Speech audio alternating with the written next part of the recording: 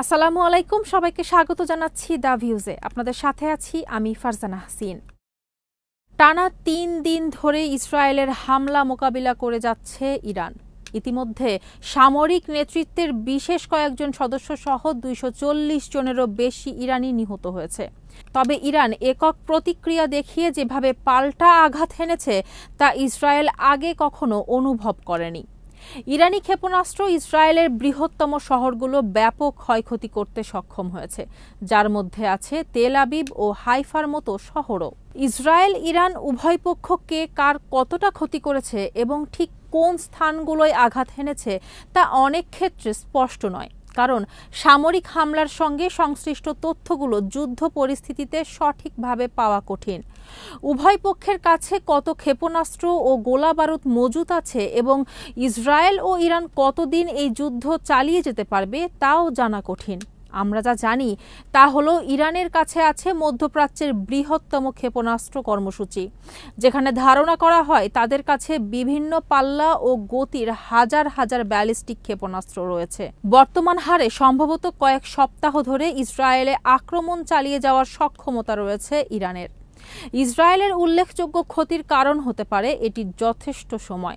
দেশটির মানুষ এমন হামলা ও ক্ষতির সঙ্গে অভ্যস্তও নয়, বিশেষ করে গাজা উপত্যকা, লেবানন ও ইয়েমেনের দুর্বল সশস্ত্র গোষ্ঠীগুলোর আক্রমণ ছাড়া।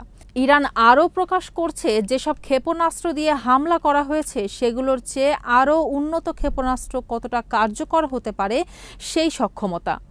রোববার ইসরায়েলের বিরুদ্ধে প্রথমবারের মতো ব্যবহৃত ক্ষেপণাস্ত্রগুলো ইসরায়েলি প্রতিরক্ষা ব্যবস্থাকে ফাঁকি দিতে সক্ষম হয়েছে। ইসরায়েলের ফুটেজে স্পষ্ট দেখা গেছে ইরান আগের আক্রমণগুলোয় যেসব পুরনো ক্ষেপণাস্ত্র ব্যবহার করেছিল সেগুলোর তুলনায় রোববার ব্যবহার করা ক্ষেপণাস্ত্রগুলো শক্তি ও গতিতে আরও উন্নত। অবশ্য ইরানের কাছে উন্নত এসব ক্ষেপণাস্ত্রের বিশাল মজুত রয়েছে তা নয়, এবং শেষ পর্যন্ত ব্যবহার করতে করতে এটি ফুরিয়েও যাবে। তবে এরপরও সাধারণ মানের ক্ষেপণাস্ত্র, হাজার হাজার ড্রোন সহ এসব উন্নত ক্ষেপণাস্ত্র দিয়ে ইসরায়েলের ক্ষতি করার জন্য ইরানের যথেষ্ট সামরিক ক্ষমতা রয়েছে। যারা বিশ্বাস করে যে স্বল্প মেয়াদে লড়াই চালিয়ে যাওয়ার মতো শক্তি ইরানের নেই, তাদেরও ভুল প্রমাণ করতে পারবে তারা। ইরানের নিক্ষেপ করা ক্ষেপণাস্ত্রগুচ্ছ ইসরায়েলের আয়রন ডোমকে গুরুতরভাবে পরীক্ষার মুখে ফেলেছে। মার্কিন ঘাঁটি বা কর্মীদের ওপর আক্রমণই সবচেয়ে খারাপ পরিস্থিতি ডেকে আনবে ইরানের জন্য, যে কারণে এমন আক্রমণ তারা এড়াতে চায়। তাই এ ব্যাপারে ইরানের সর্বোচ্চ ধর্মীয় নেতা আয়াতুল্লাহ আলী খামেনি সতর্ক পদক্ষেপ নিয়েছেন। তিনি যুক্তরাষ্ট্রের সঙ্গে সরাসরি যুদ্ধ করতে চাইবেন না, অথবা ইসরায়েলের আক্রমণের সঙ্গে মার্কিন সামরিক শক্তিগুলো যুক্ত হোক এমন অজুহাত তৈরি করতে চাইবেন না। এটি যৌথ ইসরায়েলি মার্কিন আক্রমণ ইরানের সবচেয়ে সুরক্ষিত পারমাণবিক স্থানগুলো ধ্বংস করে দেওয়ার আশঙ্কা তৈরি করবে, সেই সঙ্গে ইসরায়েলের অবস্থানকে আরও শক্তিশালী করবে। এমন পরিস্থিতি তৈরি হলে কুয়েত, কাতার, সৌদি আরব ও তুরস্কের মতো দেশগুলোয় অবস্থিত মার্কিন ঘাঁটিগুলো আক্রমণে যুক্ত হয়ে যেতে পারে, যেসব দেশ ইরানের প্রত্যক্ষ শত্রু নয়, এবং তেহরান এই দেশগুলোকে সংঘাতে টানতে চাইবে না। এসব দেশ ইরানের জন্য সম্ভাব্য মধ্যস্থতাকারী হিসেবেও গুরুত্বপূর্ণ। কিন্তু ইরানের অন্যান্য বিকল্প আছে।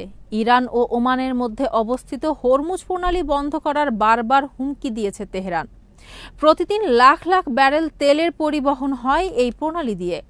বিশেষজ্ঞরা বিশ্বাস করেন এমন ঘটনা ঘটলে তেলের দাম প্রতি ব্যারেলে $100 পর্যন্ত উঠে যাবে, যা গত শুক্রবার ব্যারেল প্রতি $78 পর্যন্ত উঠে আবার কমে গিয়েছে।